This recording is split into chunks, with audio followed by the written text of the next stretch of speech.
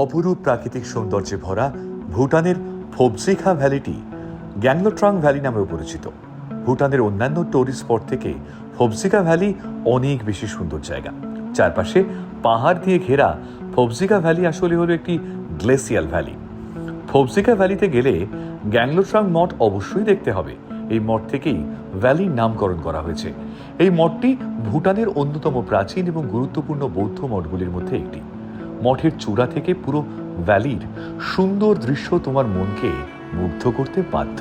শীতকালে তিব্বত থেকে ফোবজিখা ভ্যালিতে চলে আসে এখানকার বিখ্যাত কালো ঘাড়ের সারস পাখি।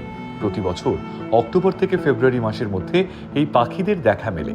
ফোবজিখা ভ্যালি এখানকার ক্রেন ফেস্টিভ্যালের জন্য বিখ্যাত, যা নভেম্বর মাসে অনুষ্ঠিত হয়। স্থানীয় সংস্কৃতি এবং ঐতিহ্য উপভোগ করতে হলে এই সময় যাওয়া যেতে পারে। ফোবজিখা ভ্যালিতে গেলে অবশ্যই এখানকার লোকাল কুজিন ট্রাই করবে।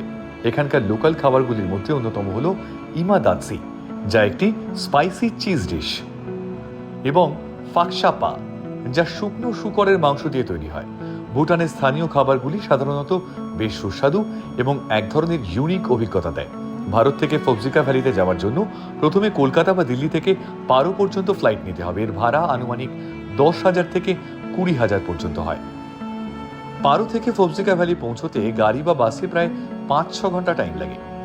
ফ্লাইট, গাড়ি ভাড়া, থাকা এবং খাবার মিলিয়ে এই ট্রিপের আনুমানিক বাজেট মোটামুটি 40 থেকে 70,000 টাকা পর্যন্ত হতে পারে।